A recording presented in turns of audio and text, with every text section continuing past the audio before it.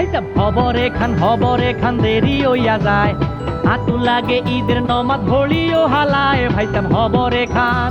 আসসালামু আলাইকুম সুপ্রিয় দর্শক, নতুন আরেকটি ভিডিওতে আপনাদের স্বাগতম। আজকে আপনাদের দেখাতে চলেছি রাউজান থানার প্রাচীনতম বাজার এবং রাউজানের সর্ববৃহৎ গরু বাজার। জনশ্রুতি আছে এই বাজারের বয়স প্রায় 200 বছর। সবাইকে ঈদুল আজহার শুভেচ্ছা জানিয়ে শুরু করছি আজকের ভিডিও।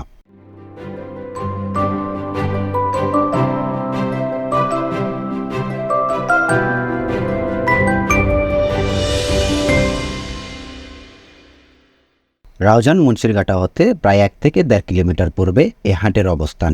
এ হাটটিকে রাউজানের সর্ববৃহৎ গরুর হাট হিসেবেই মানা হয়। এখানে রাউজান সহ আশেপাশের উপজেলা হতে মানুষ কোরবানির পশু কিনতে ছুটে আসেন, আর চতুর্দিক হতে ক্রেতা সাধারণ তাদের কোরবানির পশু কিনতে আসেন বলেই শত বছর ধরে এই হাট রাউজানের সর্ববৃহৎ হাটের সেই মর্যাদা এখনো ধরে রেখেছে।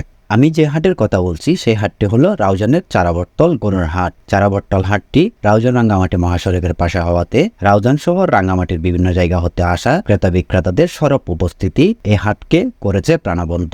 আর অন্যদিকে হাটে আসা ক্রেতা বিক্রেতাদের নিরাপত্তার কথা চিন্তা করে পুরো হাটে রাউজান পৌরসভার পক্ষ হতে মোতায়েন করা হয়েছে পুলিশ, আর রাস্তায় যানজট নিরসনে নিয়োগ করা হয়েছে ট্রাফিক। আর এমন নিরাপত্তার কারণেই গরু, মহিষ, ছাগল, ভেড়া ক্রয় বিক্রয় চলছে পুরো দমে। শুধু তাই নয়, হাটের সার্বিক পরিস্থিতি সম্পর্কে জানতে রাউজান পৌরসভার মেয়র জনাব জমিরউদ্দিন পারভেজ মহোদয় নিজেই হাট ঘুরে দেখছেন। পার্বত্য অঞ্চলের পাশে হাট হওয়াতে এই হাটে দেশি বিদেশি ও পাহাড়ি গরু, মহিষ, ছাগল, ভেড়ার দেখা মিলে। ঈদুল আজহার সময় গনিয়ে আসাতে যারা অন্যান্য হাট থেকে কোরবানির পশু কিনতে পারেন নাই, তারা এই হাট থেকে কোরবানির পশু কিনে বাড়ি ফিরছেন খুব খুশি মনে। রাউজান, রাঙ্গামাটি ছাড়াও চট্টগ্রাম শহরের বিভিন্ন জায়গার ক্রেতার সমাগম দেখা গিয়েছে। শহর থেকে আসা সেই সব ক্রেতারা বিভিন্ন যানবাহনে করে গরু, মহিষ, ছাগল নিয়ে তাদের গন্তব্যে ফিরে যাচ্ছে।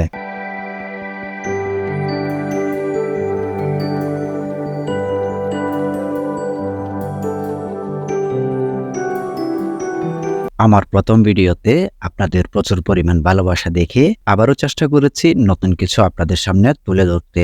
তাই রাউজানের চারাবট্টল এবং রাউজানের প্রাচীনতম এবং সর্ববৃহৎ বাজারটি নিয়ে আজকের ভিডিওটি তৈরি করা। আশা করছি ভিডিওটি আপনাদের ভালো লাগবে। যদি ভিডিওটি ভালো লাগে অবশ্যই শেয়ার করবেন, আর ভিডিওটি কেমন লেগেছে তা কমেন্ট করে জানাতে ভুলবেন না।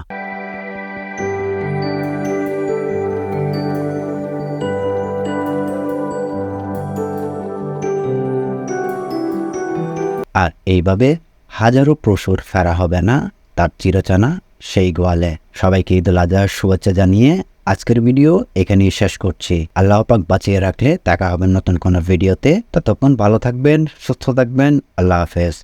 আসসালামু আলাইকুম।